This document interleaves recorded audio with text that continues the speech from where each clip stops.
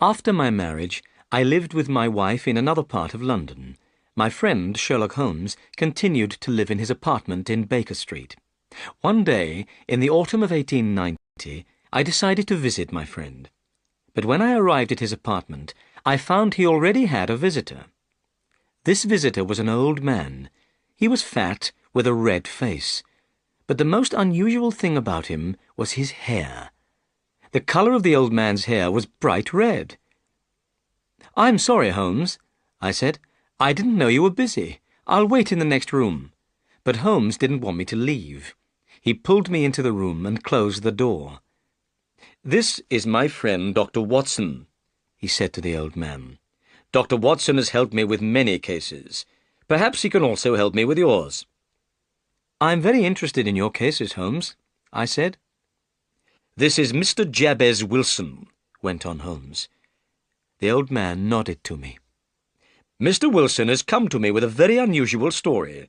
It's the most interesting problem I've heard for a long time. Mr. Wilson, could you please tell your story again from the beginning? I'd like Dr. Watson to hear it." Mr. Wilson pulled an old newspaper out of his pocket.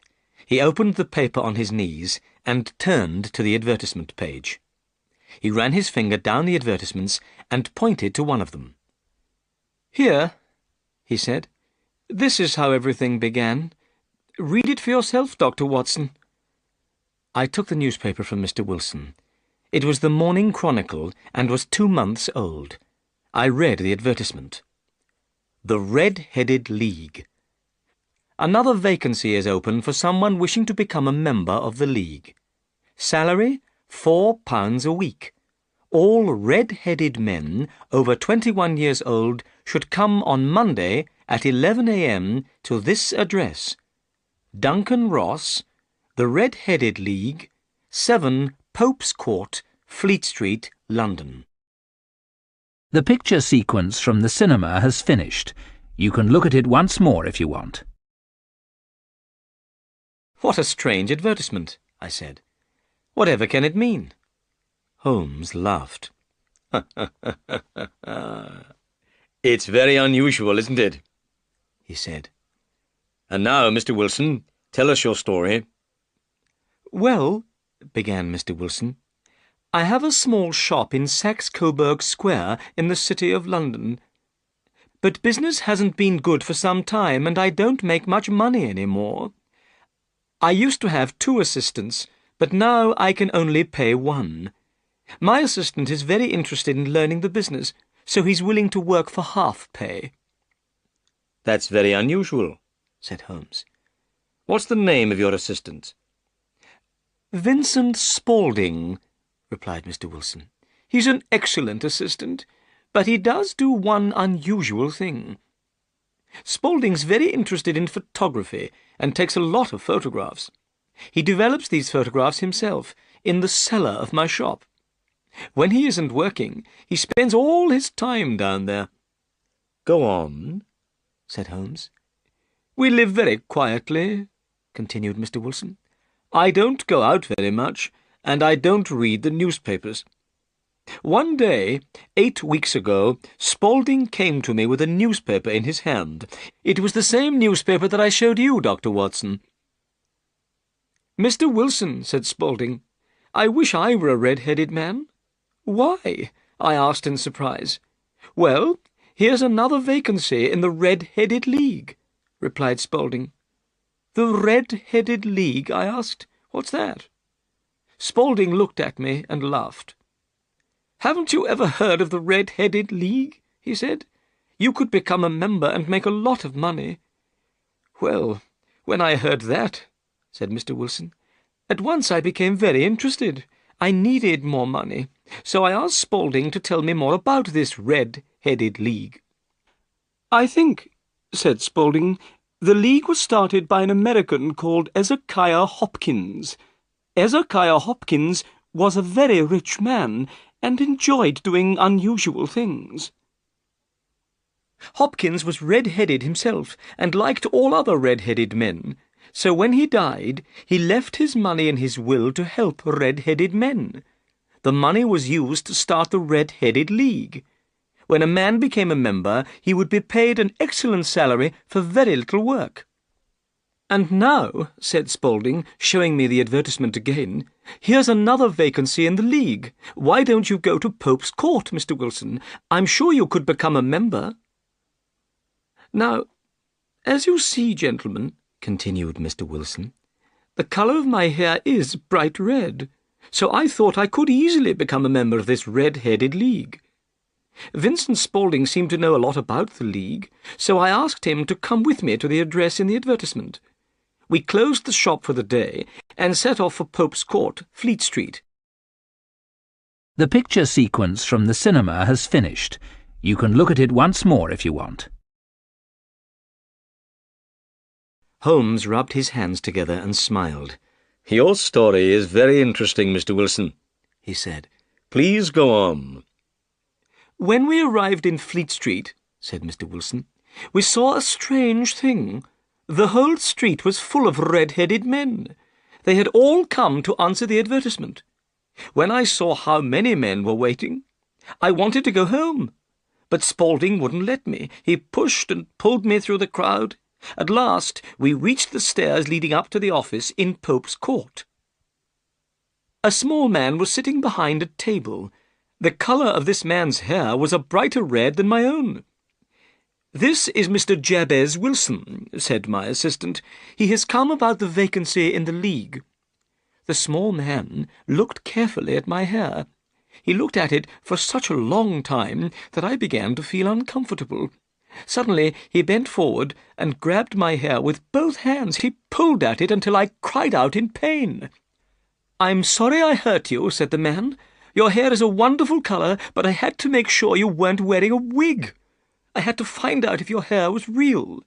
Then he went over to the window. He opened it and shouted down to the men below that the vacancy was taken. The red-headed men groaned with disappointment. Then they began to walk away. In a few minutes, the square was empty. "My name," said the small man, "is Duncan Ross. You are now a member of the Red-Headed League. When can you start the job?"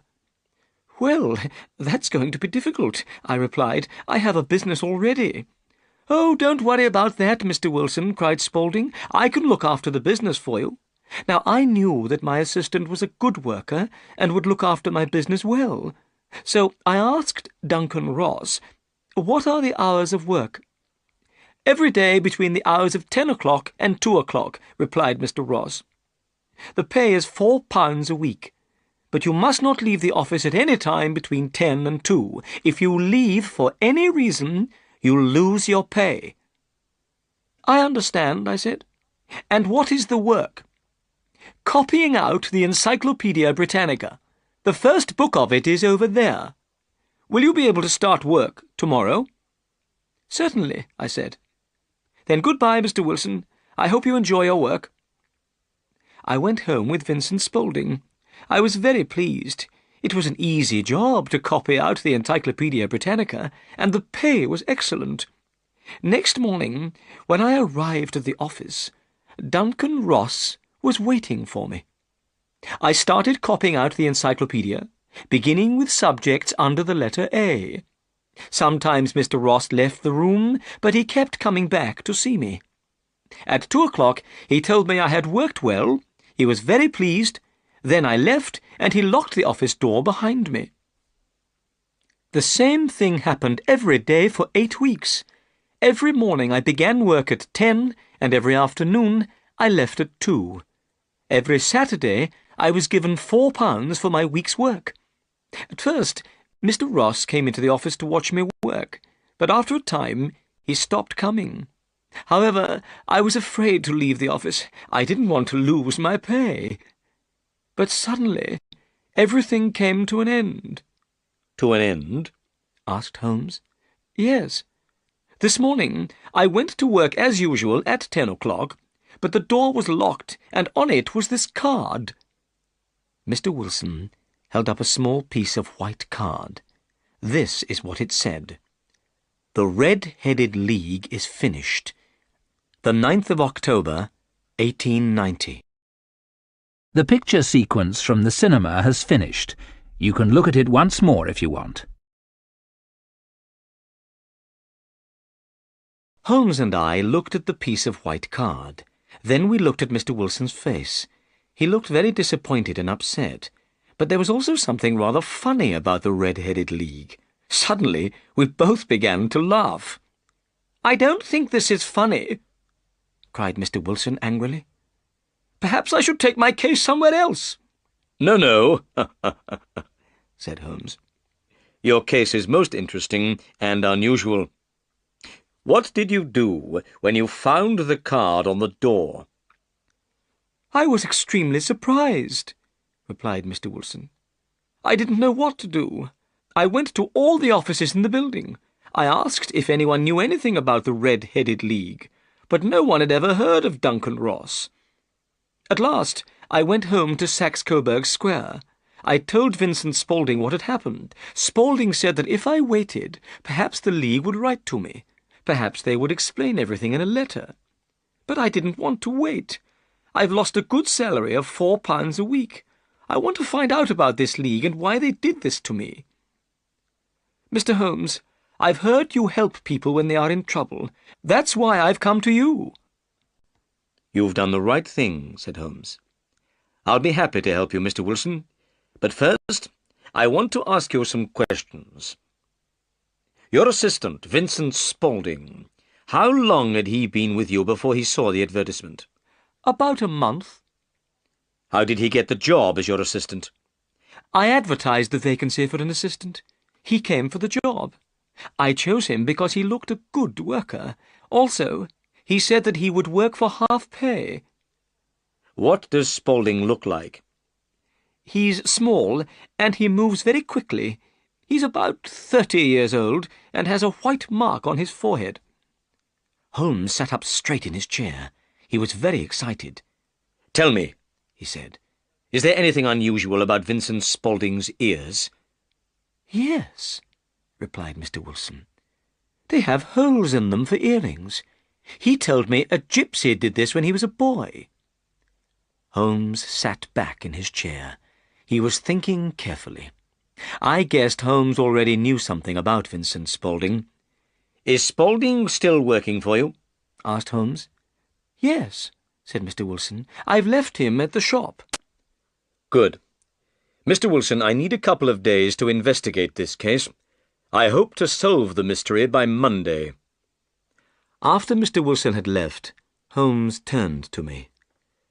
"Well, Watson," he said, "what do you think about all this?" "I can't understand it," I said. "It's most unusual." "I need to think," said Holmes. "Please don't speak to me for at least 50 minutes. I'm going to smoke my pipe." Holmes sat back in his chair. He put his black pipe between his lips, lit it, and closed his eyes. Time passed. I thought Holmes had fallen asleep, but suddenly Holmes jumped out of his chair and put his pipe down on the table. "Watson," he said, "we're going to visit Saxe-Coburg Square. Come, quickly!" The picture sequence from the cinema has finished. You can look at it once more if you want. We soon arrived in Saxe-Coburg Square, the place where Mr. Wilson had his shop. Saxe-Coburg Square was in a poor part of London. It was a small and quiet square. On each side of the square stood a line of old houses. In the middle of the square was a small garden with grass. Sherlock Holmes stopped outside one of the houses on the corner of the square. On the wall of this house there was a brown notice with the words Jabez Wilson in white letters. Holmes walked up and down and examined all the houses carefully. Then he returned to Mr. Wilson's house. Suddenly he hit the pavement outside the house with his stick. Then he went up to the house and knocked on the door. Immediately it was opened by a young man. This was Mr. Wilson's assistant, Vincent Spaulding. "Excuse me," said Holmes. "Can you please tell me the way to the Strand?" "Go down the 3rd Street on the right," answered the assistant quickly. Then he closed the door. "That's a very clever young man," said Holmes, as we walked away. I know something about him. I believe he's the fourth cleverest man in London. It is clear, I said, that Mr. Wilson's assistant plays an important part in the mystery of the Red-Headed League. Did you ask the way to the Strand in order to get a look at him? No, said Holmes, but I wanted to look at the knees of his trousers. The knees of his trousers? I cried in astonishment. Well then, Holmes, why did you hit the pavement? Watson, said Holmes, we haven't time to talk now. We've seen the front of Saxe-Coburg Square. Let's now investigate the street at the back. We went round the corner and walked to the street at the back of Mr. Wilson's shop. We were immediately in one of the busiest and most important streets in the City of London. A line of expensive shops and important businesses were on the side of the road. Hundreds of people were hurrying along the pavements, and the roadway was busy with traffic. It was hard to believe that Saxe-Coburg Square, with its poor old houses, was immediately behind the important buildings of this busy street. Holmes looked along the line of buildings. "This is very interesting, Watson," said Holmes. "There's a tobacconist's, a newspaper shop, a restaurant, and— ah, yes, the offices of the City and Suburban Bank." I could see that Holmes was very excited. "Well, Watson, I have some work to do that will take a few hours," went on Holmes. "This case at Saxe-Coburg Square is serious." "Serious?" I said. "Why?" "An important crime has been planned.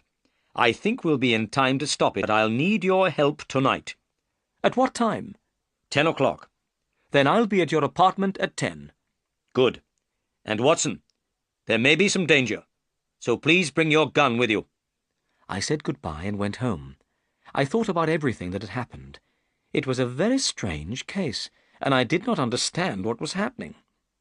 Where were we going that evening? What were we going to do? Why did I have to bring my gun? And who was Vincent Spaulding? There was only one thing to do. I had to wait until the evening. Then perhaps I would get the answers to these questions. The picture sequence from the cinema has finished. You can look at it once more if you want. At 9:15 that evening, I set off for Baker Street, where Holmes lived. When I arrived, I noticed 2 carriages standing outside Holmes' door. Inside his apartment, Holmes was talking with 2 men. One of them was Peter Jones, a police detective. The other man was tall and thin, with a sad-looking face. "Hello, Watson," said Holmes. "I think you already know Mr. Jones of Scotland Yard. Let me introduce Mr. Merryweather. Mr. Merryweather is also coming with us tonight." "I hope it's important," said Mr. Merryweather sadly. "I usually play cards with friends on Saturday evenings. I have played cards every Saturday night for the last 27 years. "I think," said Sherlock Holmes, "that tonight you'll play a more exciting game than cards. You, Mr. Merryweather, may lose £30,000. You, Jones, may win the prize of a criminal you want to catch." "The criminal John Clay, murderer and thief," said Jones. "He's a young man, but he's a very clever criminal. I want to catch him more than any criminal in London." "It's time to go now," said Holmes. 2 carriages are waiting. You 2 take the first carriage, and Watson and I will follow in the second." The carriages went quickly through the dark streets. I wondered where we were going. "We're nearly there," Holmes said to me at last. "This man, Merryweather, is a bank manager. I wanted Jones to come with us too. He's a good man. He's not very clever, but he is very brave. Ah, here we are." We were in the same busy street which Holmes and I had visited earlier in the day. We got out of the carriages, and Mr. Merryweather took us down to a small side door. Through the door was a corridor with an iron gate at the end. Mr. Merryweather opened this gate and stopped to light a lantern. Then he took us down some steps and through another gate. At last we were in a large cellar. This cellar was full of large boxes. Holmes took out his magnifying glass and went down on his knees to the floor. He examined the stones on the floor, then he jumped up and put the glass back in his pocket. "We have about an hour," he said. "The criminals will wait until Mr. Wilson is in bed. Then they'll move quickly. Watson, we're in the cellar of one of the most important banks in London. Mr. Merryweather is the manager of this bank. He'll explain why the criminals are interested in this cellar at the moment." "About 2 months ago," whispered Mr. Merryweather, "the bank received a huge amount of gold from the Bank of France. But we never used the money. It's still lying in boxes in this cellar." "I understand," I said. "Well," said Holmes, "let's make our plans. Mr. Merryweather, you must put out the lantern. But first, we must decide where to stand. These men are dangerous, and we must move carefully. I want you all to hide behind these boxes. When I shine my light on the men, attack them. If they fire a gun, Watson, shoot back at once." I hid behind a wooden box and put my gun on the top. Merryweather put out the lantern, and we were in complete darkness. "They have only one way of escape," whispered Holmes. "That's back through Wilson's shop, into Saxe-Coburg Square. Have you done what I asked you, Jones?" "3 police officers are waiting at the front door of Wilson's shop," replied Jones. "Excellent. Then everything is ready. And now we must be silent and wait." The picture sequence from the cinema has finished. You can look at it once more if you want. More than an hour went by. My arms and legs were tired, but I was afraid to move. The only sound was the breathing of my 3 companions. Suddenly, I saw a light. This light was coming from underneath the floor. It was shining between the stones in the floor. Slowly, one of the large stones turned over on its side. There was now a large square hole in the floor. The light of a lantern shone up through this hole. I saw a face appear in the hole. By the light of the lantern, I recognized Mr. Wilson's assistant. The young man pulled himself up out of the hole. He turned round and stood beside the hole. Then he began to pull up another man after him. This man was thin and small, with bright red hair. "Let's hurry," whispered the young man. Suddenly, Holmes jumped forward and grabbed the young man by the neck. Immediately, the man with red hair jumped down the hole again. Jones grabbed at his coat, and I heard the sound of tearing cloth. At once, the young man pulled a gun out of his pocket, but Holmes hit the man's hand, and the gun fell to the floor. "Stand still, John Clay," said Holmes. "You cannot escape." "All right," replied the young man. "But I think my friend has escaped." "You'll see your friend very soon," said Jones. "There are 3 policemen waiting for him at the front door. Now then, John Clay, please hold out your hands. I'm going to take you to the police station." Jones put the handcuffs on John Clay's wrists, then led him upstairs. Holmes, Mr. Merryweather, and I followed them from the cellar. "Mr. Holmes," said Mr. Merryweather, "I don't know how the bank can thank you. You've stopped a very serious crime." "Well," replied Holmes, "I've wanted to catch John Clay for a long time, and this has been a very interesting case. I enjoyed hearing the strange story of the Red-Headed League." The picture sequence from the cinema has finished. You can look at it once more if you want. Later, Holmes explained to me the mystery of the Red-Headed League. "You see, Watson," he said, "it was clear that the men in the Red-Headed League wanted only one thing. They wanted to get Mr. Wilson out of his shop for some hours every day. That was why they kept him busy copying out the Encyclopaedia Britannica. John Clay is a very clever young man. It was he who thought of the Red-Headed League. He thought of it because Mr. Wilson's hair was the same colour as his friend's hair, very bright red. Clay put the advertisement in the newspaper, Then he showed the advertisement to Mr. Wilson. He suggested to Mr. Wilson that he should apply for the vacancy in the League. When Mr. Wilson told us that his assistant was working for half pay, I knew he must have a special reason for wanting the job. But Holmes, I said, how could you know what that reason was?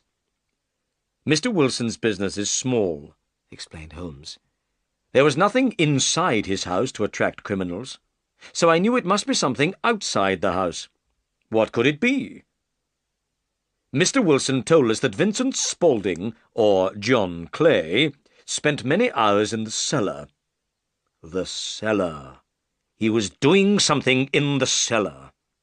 I asked more questions about Vincent Spaulding. I found out that he was John Clay, one of London's most dangerous criminals. What could John Clay want in Wilson's cellar? I could think of only one answer. He must be digging a tunnel to another building.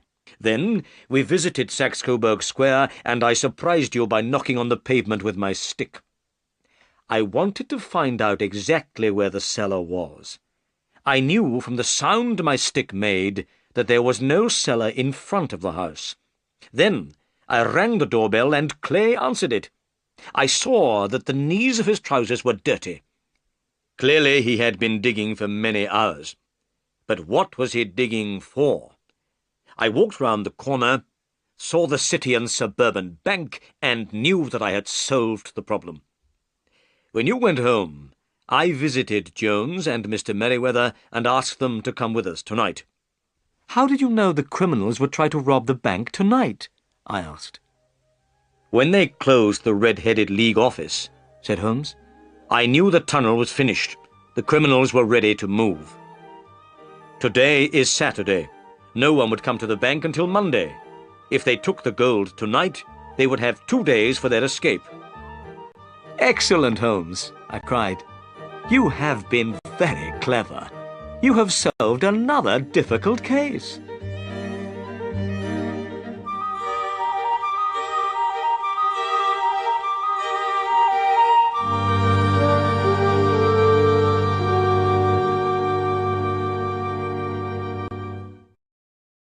The picture sequence from the cinema has finished. You can look at it once more if you want.